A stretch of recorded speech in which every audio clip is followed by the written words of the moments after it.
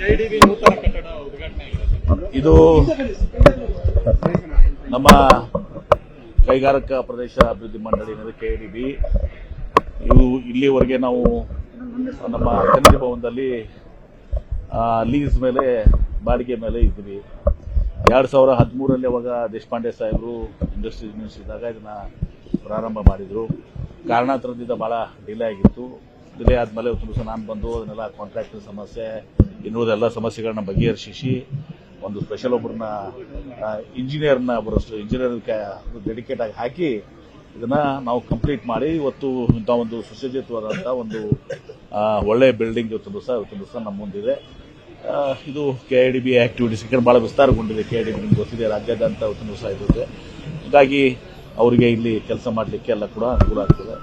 ಆ ದಿಶೆಯಲ್ಲಿ ಇವತ್ತು ಏನು ದೇಶಪಾಂಡೆ ಸಾಹೇಬರ ಕನಸಿತ್ತು ಇದು ಭವನ ಆಗಬೇಕು ಅಂತ ಅದನ್ನ ಇವತ್ತು ನನಸಾಗಿದೆ.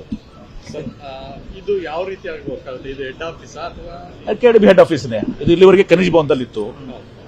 ಅಲ್ಲಿ ನಾವು ಲೀಸ್ ಮೇಲೆ ಇದೆ. ಖನಿಜ ಭವನದಲ್ಲಿ ನಮ್ಮದೇ ಆದಂಥ ಒಂದು ಬಿಲ್ಡಿಂಗ್ ಇರಲಿ ನಾವು ಅಂತ ತಿಳ್ಕೊಂಡಿದ್ದ ಇದನ್ನ ಜಾಗನ ದಿವಸ ದೇಶಪಾಂಡೆ ಸಾಹೇಬರು ಖರೀದಿ ಮಾಡಿ ಇದು ಮಾಡಿದ್ರು. ಇದನ್ನ ನಾವೀಗ ಕಂಪ್ಲೀಟ್ ಮಾಡಿದ್ವಿ. ಸರ್, ಇದರ ಜೊತೆಲಿ ಉಪಲೋಕಾಯುಕ್ತರು ಮೊನ್ನೆ ಭಾಷಣ ಮಾಡಬೇಕಾದ್ರೆ ವೀರಪ್ಪ ಅವರು ಭಾಷಣ ಮಾಡಬೇಕಾದ್ರೆ ಕಾಂಗ್ರೆಸ್ ಸರ್ಕಾರ 63% ಸರ್ಕಾರ ಅನ್ನುವಂಥ ಆರೋಪ ನೋಡಿ. ನಿಮ್ಮ ಯಾರು ಉಪಲೋಕಾಯುಕ್ತರು ಹೇಳಿದ್ದು 2019 ಆಗಸ್ಟ್ದಲ್ಲಿ ಹೇಳುವಂಥದ್ದು. ಅದು ನಮ್ಮ ಯಾರು ನಿಮ್ಮ ಆರೋಶಕ್ ಅವರಿಗೆ, ವಿರೋಧ ಪಕ್ಷದ ನಾಯಕರಿಗೆ, ಇಂಥವ್ರನ್ನ ವಿರೋಧ ಪಕ್ಷ ನಾಯಕರಿಗೆ ಇಟ್ಕೊಂಡ್ರೆ ಬಿಜೆಪಿ ತಲಾಂತರವಾಗಿ ಸೂರ್ಯಚಂದ್ರ ಇರುವವರೆಗೂ ಕೂಡ ಇವರು ಬಿಜೆಪಿ ವಿರೋಧ ಪಕ್ಷದಾಗೆ ಉಳಿತದೆ. ಯಾಕಂದ್ರೆ ಅವ್ರಿಗೆ 2019 ಯಾವ ವರ್ಷದ್ದು ಅನ್ನೋದು ಗೊತ್ತಿಲ್ಲ. ಎಷ್ಟು ಅಜ್ಞಾನದಿಂದ ಅವರು ಬೇಜವಾಬ್ದಾರಿಯಾಗಿ ವಿರೋಧ ಪಕ್ಷ ನಾಯಕ ಅಂದ್ರೆ ಶಾಡೋ ಚೀಫ್ ಮಿನಿಸ್ಟರು ಈಗ ಅವರು 2019 ಈ ಸರ್ಕಾರದ ಮೇಲೆ ಮಾತಾಡ್ತಾ ಇದ್ದಾರೆ. ಈ ಸರ್ಕಾರ ಬಂದಿದೆ ಯಾವಾಗ? ಕಾರ್ಯಕ್ರಮದಲ್ಲಿ ಹೇಳಿರೋದು ಅಂತ ಅವರ ಆರೋಪ. ಅಲ್ಲ ರೀ, ಅವರು ಚೆಕ್ ಮಾಡ್ಬೇಕಾ ಬೇಡ? ವಿರೋಧ ಪಕ್ಷ ನಾಯಕರು ಇಷ್ಟು ನಗೆಪಾಟರಿಗೆ ಇದು ಇವತ್ತು ಗುರಿಯಾಗುವಂತಹದ್ದು. ಹೀಗಾಗಿ ನಾನು ಇಷ್ಟೇ ಹೇಳ್ತೀನಿ, ಈಗ ಬಿಜೆಪಿಯವರಿಗೆ ಎಷ್ಟು ಬೇಗ ನೀವು ವಿರೋಧ ಪಕ್ಷ ನಾಯಕರನ್ನ ತಾವು ಬದಲಾವಣೆ ಮಾಡ್ತೀರಾ ಅಷ್ಟು ಒಳ್ಳೇದು. ಯಾಕಂದ್ರೆ ನೀವು ಶಾಶ್ವತವಾಗಿ ವಿರೋಧ ಪಕ್ಷನೇ ಆಗಿಬಿಡ್ತೀರಿ. ಇದು ನಮ್ಮ ಕೈಗಾರಿಕಾ ಪ್ರದೇಶ ಅಭಿವೃದ್ಧಿ ಮಂಡಳಿ ಕೆಡಿಬಿ ಇವು ಇಲ್ಲಿವರೆಗೆ ನಾವು ನಮ್ಮ ಖನಿಜ ಭವನದಲ್ಲಿ ಲೀಸ್ ಮೇಲೆ ಬಾಡಿಗೆ ಮೇಲೆ ಇದ್ವಿ. 2013ರಲ್ಲಿ ಅವಾಗ ದೇಶಪಾಂಡೆ ಸಾಹೇಬರು ಇಂಡಸ್ಟ್ರೀಸ್ ಮಿನಿಸ್ಟರ್ ಇದ್ದಾಗ ಇದನ್ನ ಪ್ರಾರಂಭ ಮಾಡಿದ್ರು. ಕಾರಣಾಂತರದಿಂದ ಬಹಳ ಡಿಲೇ ಆಗಿತ್ತು. ಡಿಲೇ ಆದ್ಮೇಲೆ ಒಂದು ದಿವಸ ನಾನು ಬಂದು ಅದನ್ನೆಲ್ಲ ಕಾಂಟ್ರಾಕ್ಟರ್ ಸಮಸ್ಯೆ ಇನ್ನುಳಿದೆಲ್ಲ ಸಮಸ್ಯೆಗಳನ್ನ ಬಗೆಹರಿಸಿ ಒಂದು ಸ್ಪೆಷಲ್ ಒಬ್ಬರನ್ನ ಇಂಜಿನಿಯರ್ನ ಇಂಜಿನಿಯರ್ ಡೆಡಿಕೇಟ್ ಆಗಿ ಹಾಕಿ ಇದನ್ನ ನಾವು ಕಂಪ್ಲೀಟ್ ಮಾಡಿ ಇವತ್ತು ಇಂಥ ಒಂದು ಸುಸಜ್ಜಿತವಾದಂಥ ಒಂದು ಒಳ್ಳೆ ಬಿಲ್ಡಿಂಗ್ ಇವತ್ತು ದಿವಸ ನಮ್ಮ ಮುಂದಿದೆ. ಇದು ಕೆಐಡಿಬಿ ಆಕ್ಟಿವಿಟೀಸ್ ಬಹಳ ವಿಸ್ತಾರಗೊಂಡಿದೆ. ಕೆಐಡಿಬಿ ನಿಮ್ಗೆ ಗೊತ್ತಿದೆ, ರಾಜ್ಯಾದ್ಯಂತ ಇವತ್ತು ದಿವಸ ಇರುತ್ತೆ. ಹೀಗಾಗಿ ಅವರಿಗೆ ಇಲ್ಲಿ ಕೆಲಸ ಮಾಡಲಿಕ್ಕೆ ಎಲ್ಲ ಕೂಡ ಅನುಕೂಲ ಆಗ್ತದೆ. ಆ ದಿಶೆಯಲ್ಲಿ ಇವತ್ತು ಏನು ದೇಶಪಾಂಡೆ ಸಾಹೇಬರ ಕನಸಿತ್ತು ಇದು ಭವನ ಆಗಬೇಕು ಅಂತ ಅದನ್ನ ಇವತ್ತು ನನಸಾಗಿದೆ. ಇದು ಯಾವ ರೀತಿ ಆಗಬೇಕಾಗುತ್ತೆ? ಇದು ಹೆಡ್ ಆಫೀಸ್ ಅಥವಾ ಕೆಡಿಬಿ ಹೆಡ್ ಆಫೀಸ್ನೇ. ಇದು ಇಲ್ಲಿವರೆಗೆ ಖನಿಜ ಭವನದಲ್ಲಿತ್ತು.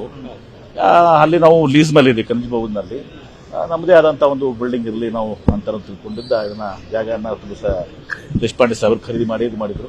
ಇದನ್ನ ನಾವೀಗ ಕಂಪ್ಲೀಟ್ ಮಾಡಿದ್ವಿ. ಸರ್, ಇದರ ಜೊತೆಲಿ ಉಪಲೋಕಾಯುಕ್ತರು ಮೊನ್ನೆ ಭಾಷಣ ಮಾಡಬೇಕಾದ್ರೆ ವೀರಪ್ಪ ಅವರು ಭಾಷಣ ಮಾಡಬೇಕಾದ್ರೆ ಕಾಂಗ್ರೆಸ್ ಸರ್ಕಾರ 63% ಸರ್ಕಾರ ಅನ್ನುವಂಥ ಆರೋಪ ನೋಡಿ.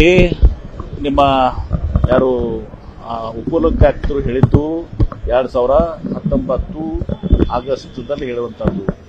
ಅದು ನಮ್ಮ ಯಾರು ನಿಮ್ಮ ಆರೋಶಕ್ ಅವರಿಗೆ, ವಿರೋಧ ಪಕ್ಷದ ನಾಯಕರಿಗೆ, ಇಂಥವ್ರನ್ನ ವಿರೋಧ ಪಕ್ಷ ನಾಯಕರಿಗೆ ಇಟ್ಕೊಂಡ್ರೆ ಬಿಜೆಪಿ ತಲಾಂತರವಾಗಿ ಸೂರ್ಯಚಂದ್ರ ಇರುವವರೆಗೂ ಕೂಡ ಇವರು ಬಿಜೆಪಿ ವಿರೋಧ ಪಕ್ಷದಾಗೆ ಉಳಿತದೆ. ಯಾಕಂದ್ರೆ ಅವ್ರಿಗೆ 2019 ಯಾವ ವರ್ಷದ್ದು ಅನ್ನೋದು ಗೊತ್ತಿಲ್ಲ. ಎಷ್ಟು ಅಜ್ಞಾನದಿಂದ ಅವರು ಬೇಜವಾಬ್ದಾರಿಯಾಗಿ ವಿರೋಧ ಪಕ್ಷ ನಾಯಕ ಅಂದ್ರೆ ಶಾಡೋ ಚೀಫ್ ಮಿನಿಸ್ಟರು